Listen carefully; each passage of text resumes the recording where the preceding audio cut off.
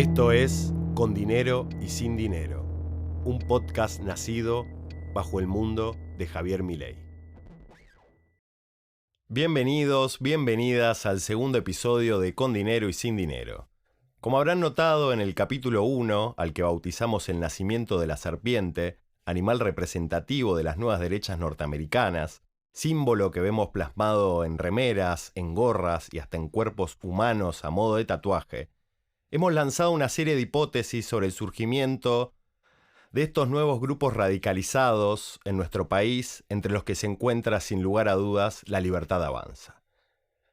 A partir de ahora la idea es continuar avanzando respecto a lo que nos vaya arrojando la coyuntura, atendiendo, si se quiere, a los hechos más importantes que vayan apareciendo en agenda, pero sin por eso resignar análisis en los que se utilice una coyuntura más amplia, donde una visión más histórica, no tan cortoplacista, sea siempre uno de los ingredientes principales, sin por ello ser el único. Ubicarnos de algún modo entre la coyuntura y la historia, el dato y el relato, lo anecdótico y lo fundamental, lo orgánico. Por lo pronto, el podcast saldrá cada 2 semanas, viernes de por medio, ya que para nosotros significa afrontarse a un nuevo formato por el que nunca habíamos transitado, situación que nos compromete a una nueva tarea que queremos hacer bien, como corresponde. Quienes todavía no han escuchado el episodio 1, les recomendamos que lo hagan. Preferiblemente no en este preciso momento, sino al terminar este episodio que en este instante están escuchando. Estas últimas semanas fueron bastante intensas. En estos días se cumplieron 6 meses desde que Milei asumió el poder y finalmente se coronó el medio año de mandato con la aprobación en general de la ley Gases. En los días previos a esta votación decisiva, nos encontramos con un gobierno que, si bien continúa manteniendo niveles considerables de aceptación en la opinión pública, aunque pareciera que ahora se ha puesto un límite, se le ha puesto un plazo hasta fin de año para que las mejoras empiecen a ser visibles, también nos encontramos con un gobierno que empezó a tener sus primeras dificultades en gestión, sus primeras crisis internas, por lo que la aprobación de la ley da un respiro al establishment que acompaña a Milei a pesar de sus exabruptos diarios y la falta de experiencia notoria en cada área que se intenta abarcar, que no sea, por supuesto, la del saqueo sistemático de cuanto recurso aparezca en favor de los grupos más concentrados. El momento en que estoy grabando es jueves 13 de junio. Ayer en el Senado se consiguió la aprobación de la ley Bases a través del desempate de Victoria Villarruel y afuera del Congreso hubo una movilización importantísima, acompañada de una represión enorme. Así que si Milei dice que es como Terminator, que viene del futuro a anticipar catástrofes, nosotros les estamos hablando de un presente donde la catástrofe ya está sucediendo. La catástrofe que ya todos conocemos es el deterioro generalizado de la economía desde que Milei asumiera, que se puede corroborar prácticamente con la totalidad de los datos disponibles. Hay caídas groseras en la actividad económica, en el consumo, en los salarios. Se han perdido casi 29.000 puestos de trabajo formales desde la asunción de Milei, con datos a marzo, y la situación continúa. Además de este panorama, conocido por todos, y que pareciera importarle muy poco a un gobierno que prometió corregir variables a pura motosierra y licuadora, y que consiguió el apoyo para eso, en estas semanas hemos tenido perlitas interesantes. El desabastecimiento de gas, por no haber realizado las inversiones pertinentes, el presidente cantando en el Luna Park, los casos de corrupción en el mega Ministerio de Capital Humano, la salida de Nicolás Posse de la jefatura de gabinete, acusado de espía, que ya abre una pregunta inmediatamente: ¿para quién es que estaba espiando?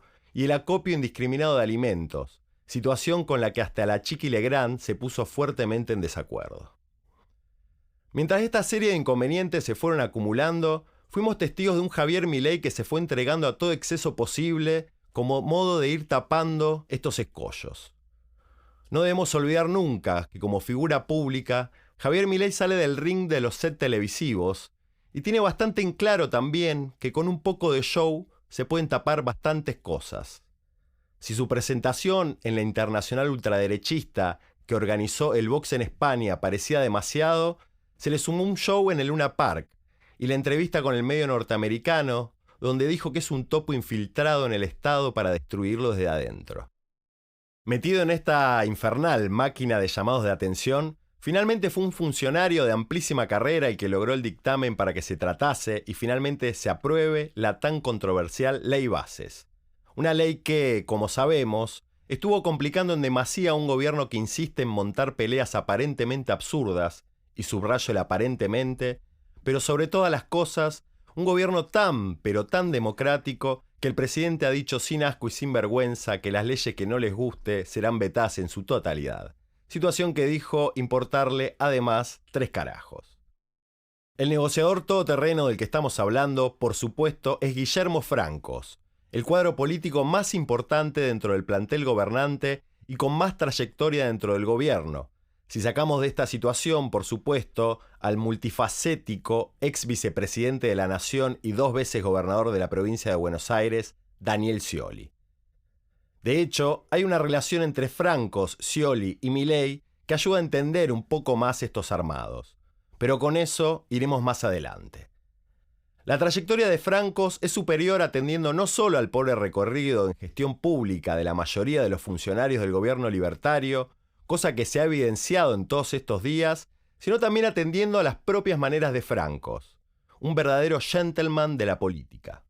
La elección de Francos para ocupar la jefatura de gabinete no es casual, sino que ha sido más bien forzada por las circunstancias, más allá de los malentendidos no resueltos respecto a cuál fue la razón principal del apartamiento definitivo de Nicolás Posse. Dicho sea de paso, Guillermo Francos y Nicolás Posse son 2 personajes que comparten el haber tenido una trayectoria común bajo el ala de Eduardo Eurnequian, lo mismo que el presidente. El problema con el que se enfrentaba Milei, y por el cual acudió en ayuda de Francos, era sin lugar a dudas muy difícil de resolver. En 6 meses de gobierno, el mileísmo no solo había logrado el récord de haber implementado el ajuste más grande que recuerde la historia de la humanidad, situación que Margaret Thatcher debe estar disfrutando y festejando metagusano y champán desde su tumba, sino que también contaba con el récord de no haber sacado ninguna ley con tantos días en el mandato. 6 meses estamos hablando, situación total y absolutamente inédita en nuestra historia reciente. La gobernabilidad mileísta pendía de un hilo, y ayer, particularmente en el recinto del Senado, se habló de estas dificultades. El letargo que caracterizó su aprobación no muestra solamente las dificultades de Javier Milei para hacer gobierno, sino que también puso en jaque la práctica de su plan en un marco legislativo estable, que lejos de destruir el Estado, le da todas las potestades para convertirse en un aliado clave del gran capital para que haga de las suyas a gusto y piacere.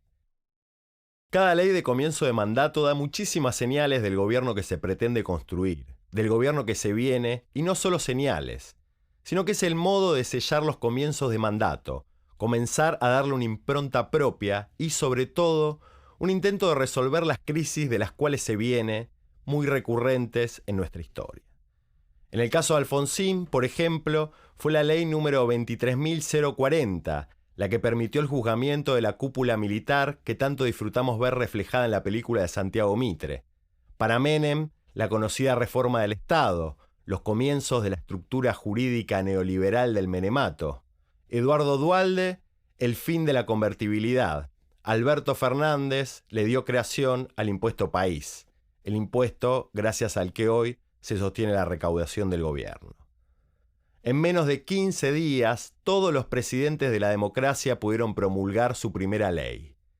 Ningún presidente, sin embargo, se había atrevido a enviar al Congreso como primera ley una ley ómnibus que toca espacios sensibles, enormes de lo social, cosa que puede convertirse en una verdadera refundación.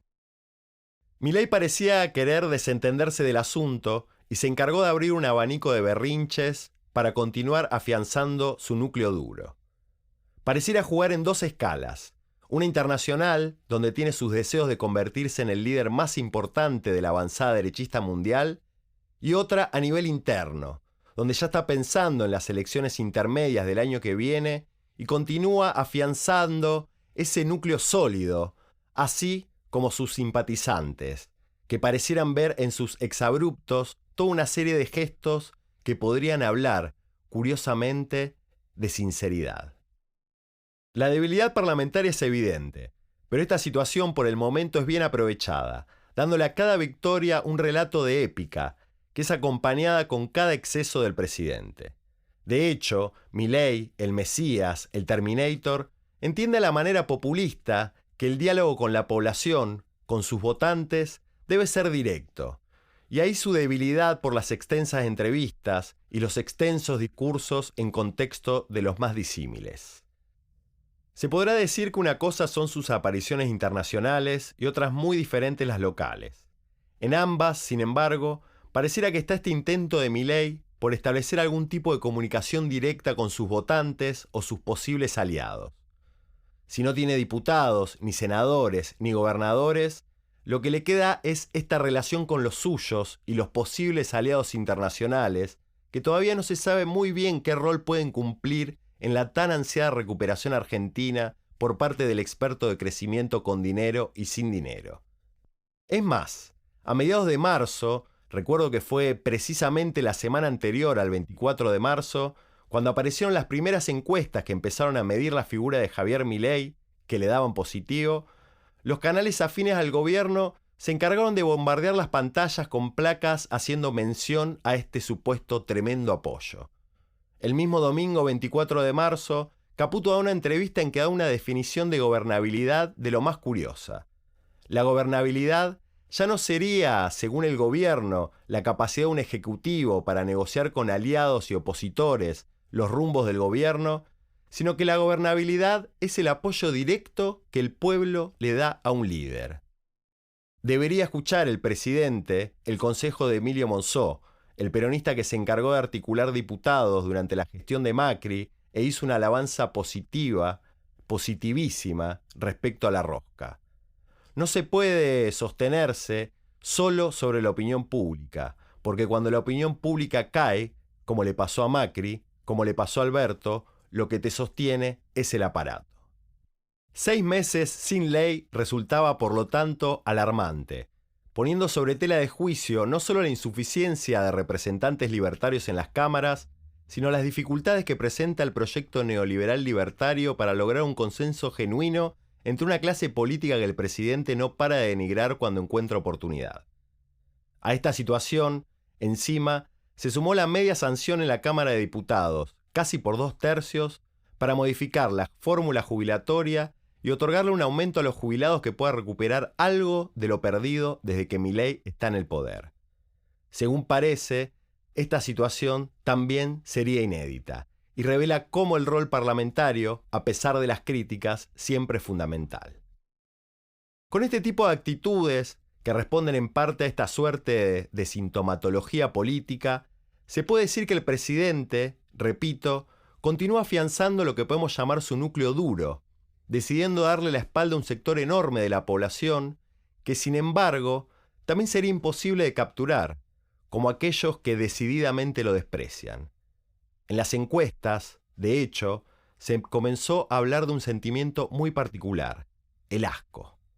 El año que viene es clave en sus elecciones intermedias y todo da a suponer que con un Congreso tan desfavorable como el actual, el mileísmo, para sobrevivir o no terminar por convertirse en un régimen autoritario, precisa un Congreso donde su representatividad aumente.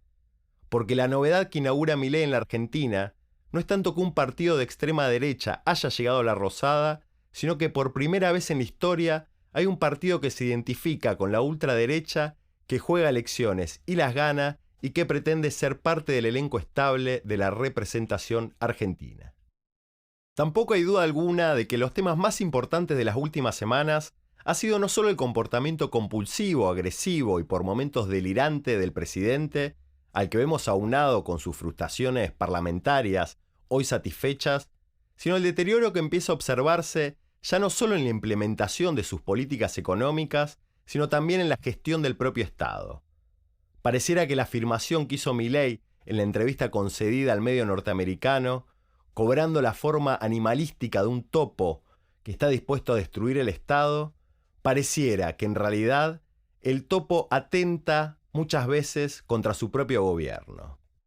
Nos referimos no al deterioro que ya estábamos observando en la economía real, afectadísima por una falta de política económica seria, sino a defectos que empezamos a encontrar dentro del marco de lo que el propio gobierno dice querer defender. Creo que son cosas aparte.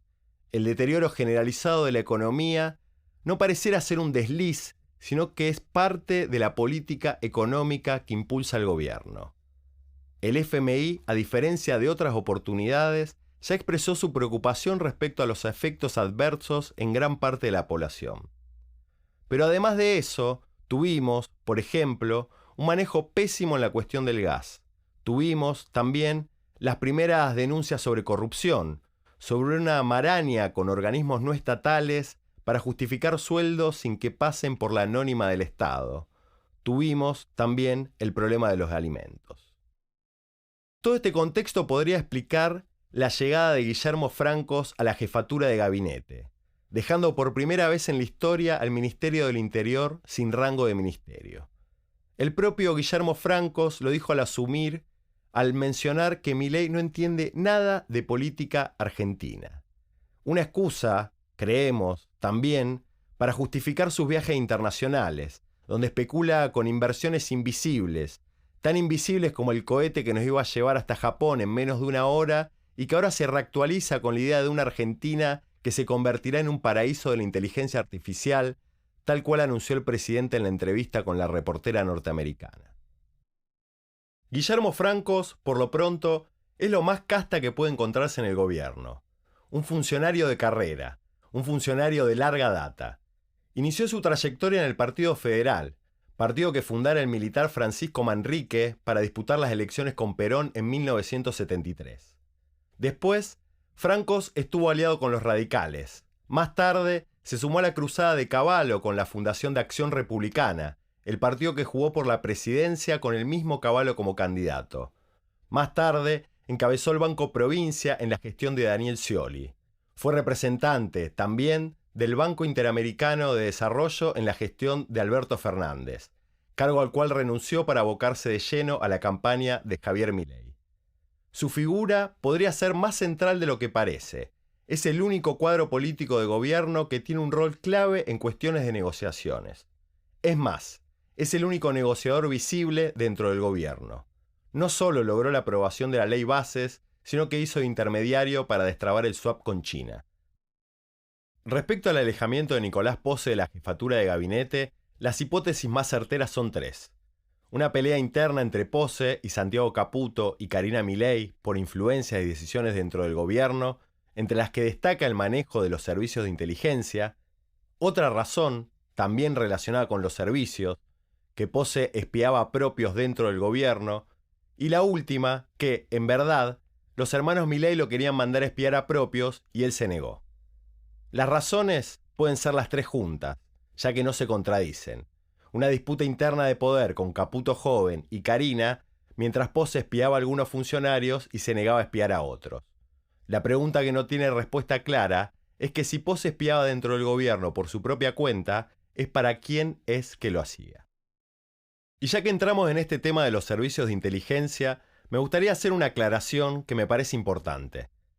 Aquellos que tengan memoria o que lo hayan visto por algún lado, recordarán o se habrán enterado que el ministro Domingo Cavallo tuvo una guerra enorme, declarada a viva voz, con Alfredo Chabrán. Esa pelea entre Cavallo y Chabrán abre una suerte de tradición que luego seguirá también Gustavo Vélez, recordemos, denunciando en su momento al desconocido Estiuso en un programa de televisión. El mismo Vélez, a quien en los 90 se le dio el apodo de Zapatitos Blancos, por haberse alejado de Carlos Menem por los casos de corrupción, a pesar de haber sido uno de los arquitectos jurídicos del menemismo. Francos, amigo personal de Vélez, quien también estuvo en el armado político de Cavallo en Acción Republicana, fue, de hecho, el abogado de Cavallo durante la época de Chabrán. Gustavo Vélez, Guillermo Francos y Domingo Cavallo tienen una amistad de hace mucho tiempo y parecieran compartir una serie de valores fuertemente contrapuestos a una arquitectura de poder oculto de la Argentina, como lo fuera en su momento Chabrán, como lo fue y lo es quizás Estiuso. Con Francos llegó también un nuevo hombre a la Secretaría de Asuntos Estratégicos, un cargo creado bajo el gobierno de Mauricio Macri y que ocupó Gustavo Vélez bajo la administración de Fernández. El que ocupaba el cargo hasta la salida de Nicolás Pose era otro hijo del Grupo Urnequian, es decir, otro más salido de Corporación América, Jorge Antelo, que básicamente fue el encargado de transformar la Secretaría de Asuntos Estratégicos, nombre bajo el cual ocupó su puesto Gustavo Vélez, que era dependiente de Presidencia, en la actual Secretaría de Estrategia Nacional, dependiente no ya del presidente, sino de Jefatura de Gabinete. El nuevo hombre que llegó junto a Francos y que vino a ocupar la secretaría es José Luis Vila, alguien que, como Francos, es todo un cuadro, todo un funcionario de carrera. Radical de toda la vida, conoce al actual jefe de gabinete desde la década del 80. Trabajó en los servicios de inteligencia durante toda su carrera. José Luis Vila es un histórico radical que responde al armador Cotino Siglia. También como Vélez es un adversario de Estiuso. Estamos hablando de un funcionario con una carrera enorme, que ocupó cargos hasta el gobierno de Cambiemos. Antes de eso, cuando a Parrilli le tocó hacerse cargo de la ex-CIDE, se encargó de limpiar decenas de agentes que respondían a Estiuso. Si Pose fue sacado de su cargo por cuestiones de espionaje, colocar a un tipo como Francos en el cargo es asegurarse de algún modo la permanencia de una persona de la cual no se espera que se convierta en un pinchador de teléfonos profesional y dejarle esas trifulcas a Caputo Jr. y la hermana del presidente. La paranoia de Milei respecto a que lo espíen es enorme. Recordemos que hubo un largo trecho en que Milei no se hospedó en Olivos bajo la excusa de la construcción de los famosos caniles. Muchos dicen que, en realidad, Milei no quería que se supiese las visitas que recibía, ya que en Olivos deben quedar asentadas, pero en el hotel no. La otra versión es que se pasó todo ese tiempo haciendo una inspección minuciosa de cada rincón de Olivos para ver si había micrófonos. La lectura, sin embargo, no es tan lineal. Es decir, se está armando un nuevo juego de contrapesos. Mientras se incorpora un funcionario de carrera en los servicios de inteligencia con una fuerte adversidad hacia Estiuso, como Luis Vila, a la par, uno de los hombres más poderosos del gobierno, que posee el simple cargo de asesor, Santiago Caputo, está reclutando nuevos integrantes para los servicios de la mano de nada más y nada menos de Estiuso Consultores. Pero volvamos a Francos y con esto vamos cerrando. Guillermo Francos, esta figura de gran porte, el único que de hecho puede mostrar cierta seriedad, por más que en su defensa extrema de Milei caigan exabruptos e incomodidades difíciles de superar, siempre fue un conservador.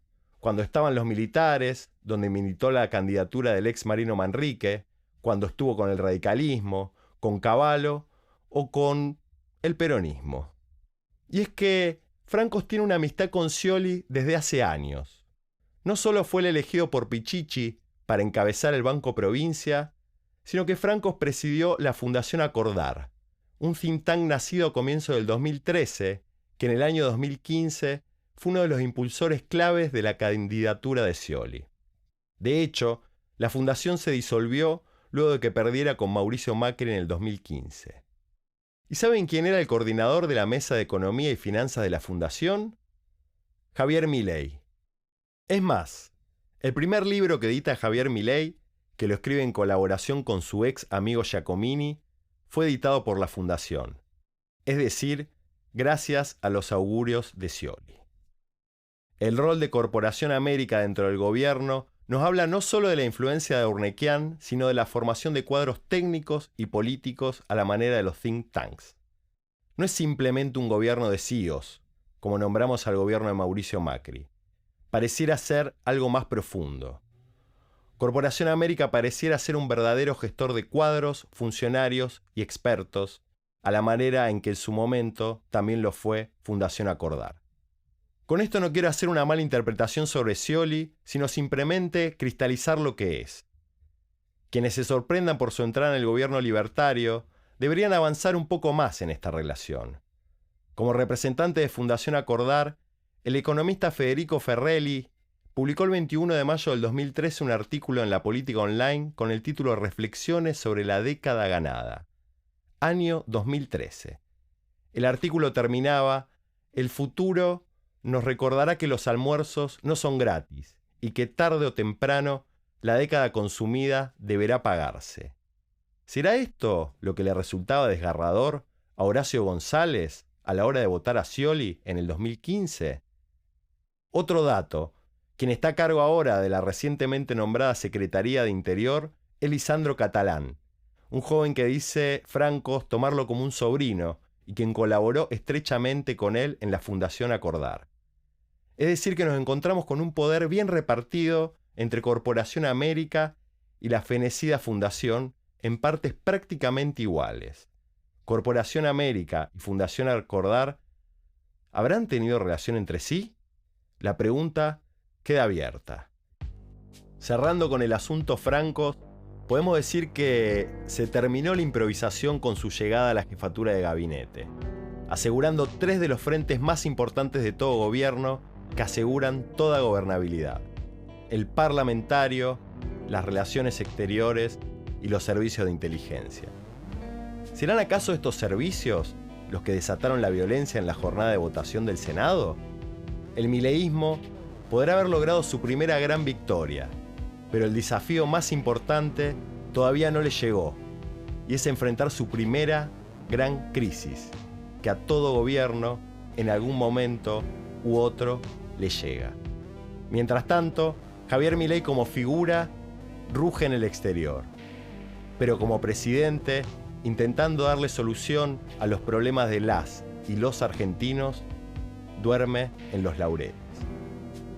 Ha pasado más de media hora desde que comenzamos. Gracias por escuchar. Será hasta la próxima.